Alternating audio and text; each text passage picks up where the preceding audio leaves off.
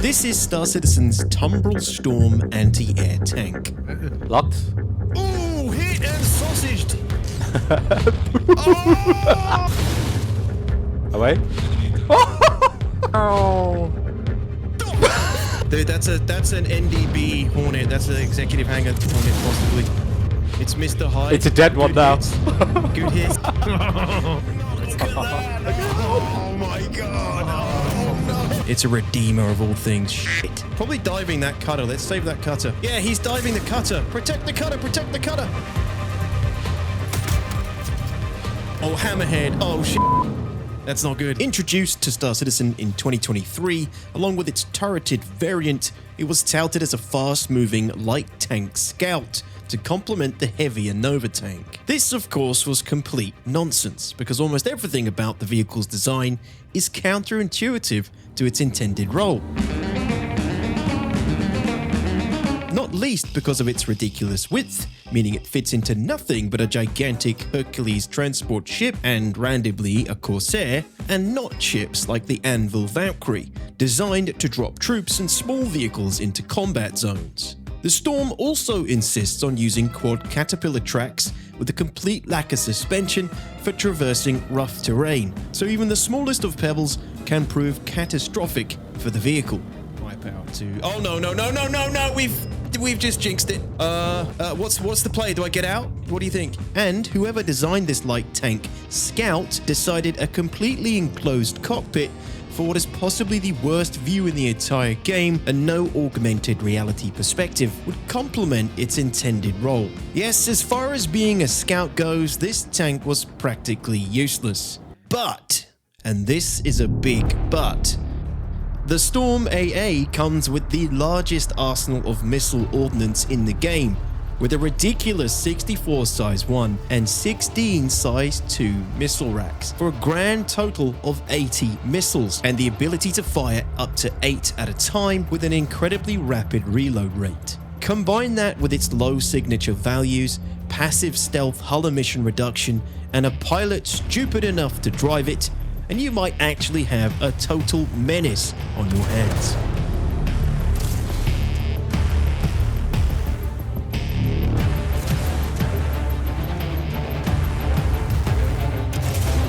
Fine. Yeah. Finished. Dead. Good kill. It had been over a year since I'd taken the Storms out into the field, and with the arrival of Pyro and gigantic hives of scum and villainy such as Shepherd's Rest and Chawlas Beach, both heavily active PvP zones, they would make the perfect setting to test the Storm's anti-air ground vehicle capabilities and whether we could actually lock down the airspace from the ground. First though, myself, Piggy and Bart would need to fly through the wormhole from Pyro to Lawville, where we could purchase the vehicles themselves and the extra weaponry we needed to make them deadly. 476k. Okay. Leave me with 230,000. Ugh, God, I'm so broke now. You haven't even got enough money to buy the missiles. Not all of them. I can get some. The extra expense came in the form of ordnance at a whopping 250,000 credits. We removed the stock missiles and outfitted the Storm AA with EM missiles found on ArcCorp instead for their higher trackability and difficulty to flare off. One of the reasons this tank is currently so potent is due to the overperformance of Task Force 1s. These are the size 1 EM missiles we loaded into the 64 slots. The damage itself isn't crazy high, but the missiles do have a high explosive radius of 14.4 meters. When you consider a ship like the Gladius is 17 meters by 21 meters long, with each missile hit, you're potentially dealing critical damage to the ship's vital components. For the size 2s, we loaded the tried and true Dominators. They pack a bigger punch, but have a lower explosive radius, so we tend to use these for bigger targets. The crazy amount of ordnance and stealth capabilities do pose a significant threat on paper. Now it was time to test it for real. I'd located 2 PvP hotspots that would provide ample opportunity to test the Storm. The first field test would take place at Chawlas Beach on Pyro 4. Getting the Storms on site and unseen is half the battle, but this time we had Bart to provide some assistance and signature masking with his Polaris as we arrived. And Chawlas Beach was as hot as I expected. Another hit, component critical. 2 tracking, it's gotta be a kill shot. Boom! Boom! Yeah, he's dead. Ah, He's dead. he's cooked. Tracking, Gonna tracking, target? tracking. Yeah, locked. Direct hit. Rattlers away. Oh, look at that! Look at help. Oh my god! Sausage. Locked. Ooh, hit and sausaged! Oh! Eumurdion is in a... Oh, hammerhead. That's not good. Okay, I'm getting to the torpedo. Roger, roger. The incoming hammerhead and other gunships are a good counter to the storm. They're tough enough to hover above and use turret gunner spotters to deal with ground units, if they could find us. We luckily had Bart in his Polaris to attempt to deal with the incoming threat, which would have been a sound plan until... What is it doing? No! Why is it doing that? Bart just disappeared into the sea. And I died. Apparently, CIG always changes the rules. When you get out of the seat, your shit apparently doesn't have thrust anymore and it crashes. Luckily, it seemed the hammerhead had no idea we were there. We were happy to leave it alone if it left us alone. There was, however, a buccaneer in the area looking for targets that we've been tracking for around 10 minutes now. Okay, that SIG's back at 4K. Okay. 2.9K. He's back. He's back. I see him. Get ready. 2.1. Oh, he's coming in real quick. I've locked him. Careful, He's really low. He's too low now. I think he's... I think he knows we're here. He might be able to see the dust trail. No, he's at 3.2 now. That's a low sig for a buck. He might have stealth components. Put it on there from the executive hangar. Yeah, he's behind the ridge of that hill, though. We can't hit him. He's slightly peeking. Like, what is he doing over there? It's very weird. I don't know. Like... He's peeking now. He's peeking over the hill. We could pinch him. We could go around each side of him. Be offensive. He's up in the air now. Now he's down again. He's up. He's coming down the valley. He's in the air now. Lock and Yeah, fire. shoot. Lock and fire. They didn't lock. Splitting up because he's coming for us. I'm going to split up. Oh, we got a hit. He's hit. He's hit. He's dead. He's dead. He's soft. No, he's still... He's got no engine. Bro! Kaboom. Nuked! Holy shit, dude! Wow! Was that yours? Because my missiles went nowhere I near think it was just one or two of my task forces. Holy shit. I was about to split and create as much distance between us as I could so we could cover each other, but that missile came back and hit him. With the effectiveness of the Storm AA proven during the Chawlas Beach field test, we were pretty satisfied with the Storm's performance, enough to test it against a more dangerous PvP hotspot, Shepherd's Rest on Bloom, to see how much damage two Storm pilots could do with more experience under their belts. There's a SIG above us, 15k. 14. 13. There's another ship as well, 7k. 6k. Hit SEM if I were you. You're pretty close now, right? 7k. Get your flares ready.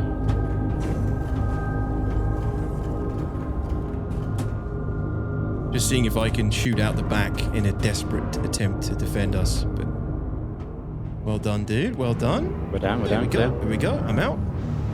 Nice job. Outstanding, outstanding. Oh my god, it's a target-rich environment.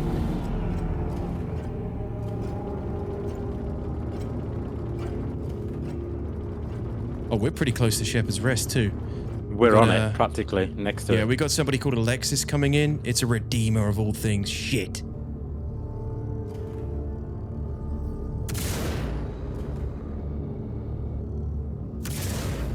Two more at the redeemer. He's getting closer, dude. Just FYI. You might want to prepare. Got a direct hit. 2 hits. His left engine is damaged already. 2 more. He could be going down. Ezrock is engaging him from up high as well. See Ezrock. Okay, I'm locked. F7A, Yeah. hit him. Who do you want to hit? Who do you want to hit though? Ezrock. Locked. Oh, what happened? He flew right into him. That Redeemer, I think they've abandoned ship, dude. They've hit the ground and abandoned ship. They've exited. I see him. He's inside our lock range. He's investigating the C2. Try not to move. Oh, he's so dead. He's so dead. No, he's inside our lock range. We can't hit him. Not for my rattlers, he's not. What? What's the lock range for them? 500? Yeah, 500. I see. What the? There's a guy here as engaging well? him. Away? Dude, that's an NDB Hornet. That's an executive hangar Hornet, possibly. It's Mr. Hyde. It's Good a dead hits. one now. Good hits. Knocked out. Nice job. I don't know what that Redeemer's trying to do. Well, the crew are on the ground now. They could be a threat. Especially if they've got a railgun. What have they landed on? They've landed on some sort of wreck. Or is that a piece of another ship?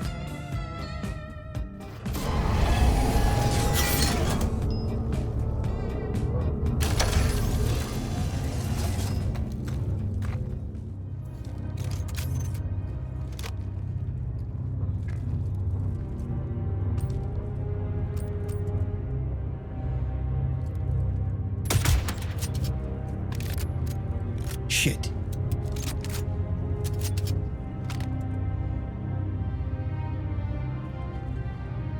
My bad, I didn't reload the fucking mag. I got a direct hit, first shot, zeroed in. Instantly had to reload mag, didn't see where the target went. Oh, he's jumped back in the Redeemer. This Redeemer crew refused to die. On the ground, your vision is limited, and so the paranoia about your immediate surroundings is all too real. So I was desperate to take him out quickly, but with combat ships swarming the area, our focus was constantly being shifted in order to get rid of the ships before they could detect us. This Redeemer and its crew, though, would later still prove just how determined they were to survive. Alright, light this Hornet up. Locked. Fire.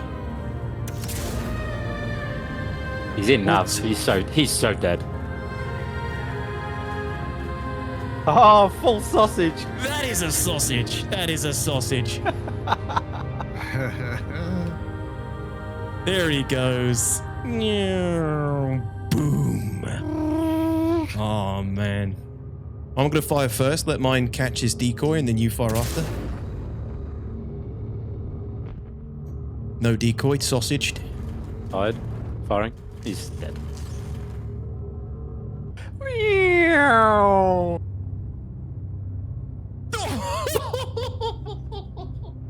Oh, this is nonsense. These are way too powerful.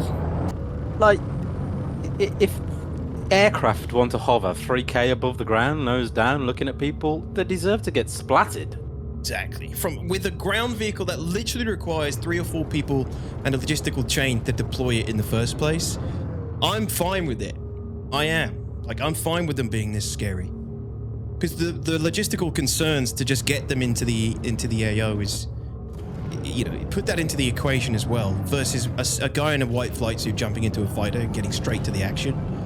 The requirements to deploy these things, you know, they're going to nerf the task force missiles, but I think this would still be quite strong even if they nurse the task force. Players looking for PvP continue to arrive at Shepherd's Rest, and the Storm AA continued to prove its effectiveness. But with such success, we couldn't help wonder if this was a little too strong. So we decided to call on Anonymous in an F7A, who obviously knew we were there. With that information, how easily could he locate us, bypass our defense, and then get inside our minimum lock range, which would essentially shut us down. Alright, I'm picking some of that up at 8.7 with the active scan. 8.1. With the ping, sorry. 7. This could be you, Anonymous. Yeah, I've got oh, you at there he is. 3.8. Same, 3.8, Anonymous. So 3.8 is the detection range for you. For us, from here. Oh, I see him, I see him. Anonymous at 2.8. Didn't get a lock. Lost you at, nope.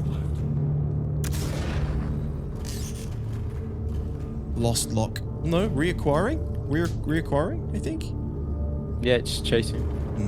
Kind of losing lock a little bit, Anonymous, just FYI.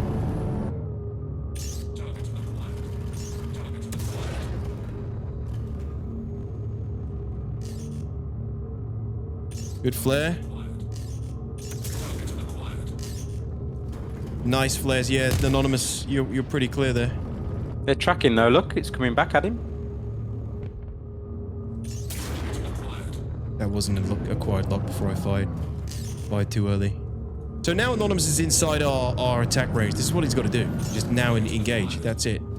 It's really not hard. Like, you can deal with them. You just got to know what you're dealing with. There you go. Look, that one went straight for the flare. But you are going to be running low on flares now, Anonymous. There you go. That one hit. GG.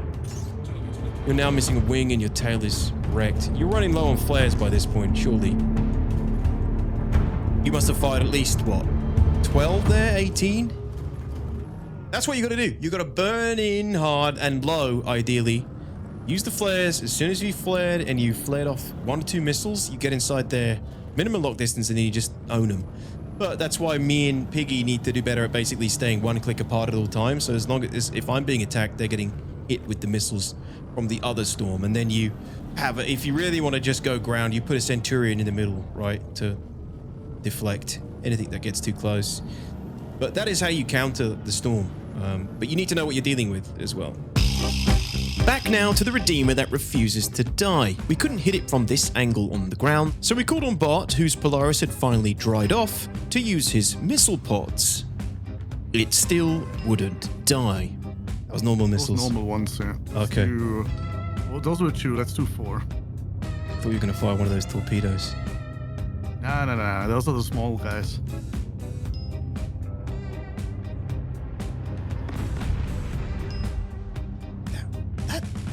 That thing's tough. I don't know. Still not dead. You're not hitting it. Well, still has the shields on. Hold on, let me change the angle. Is it because of the building in front? Could be the rocks as well. Hold on. Go back. Oh, I just noticed they landed on top of a cave. That might be where they went. Yeah, those ones definitely hit. Jesus! How the hell is it not completely dead yet? That's so weird. Yeah, let me level this thing out and then. Another guy coming in, cost 404. It's the same Hornet. There's another guy as well. Call me Teach 2, like really low on the floor. It's a cutter. Leave him alone. Just hit the cost 404. He's coming in real hot now. He's probably diving that cutter. Let's save that cutter. 4K. Yeah, he's diving the cutter. Lock. Protect the cutter. Protect the cutter. Firing. He's dead. He's in an F8. Oh, he's sausage. It's an F8. Delicious.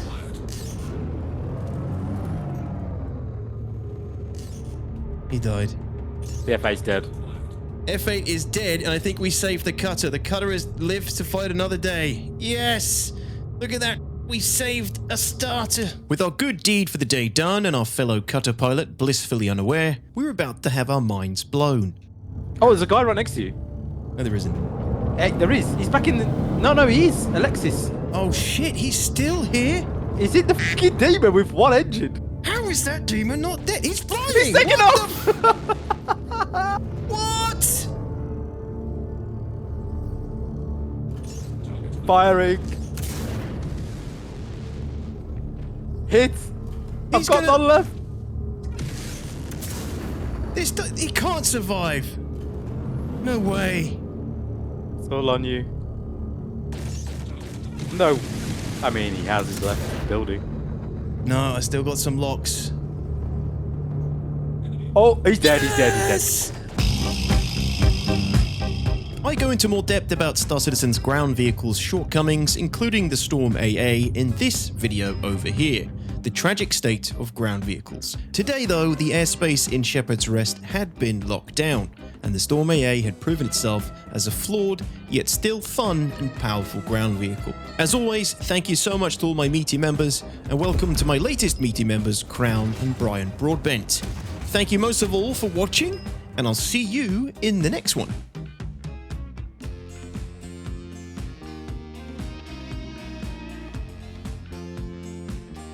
Goodbye.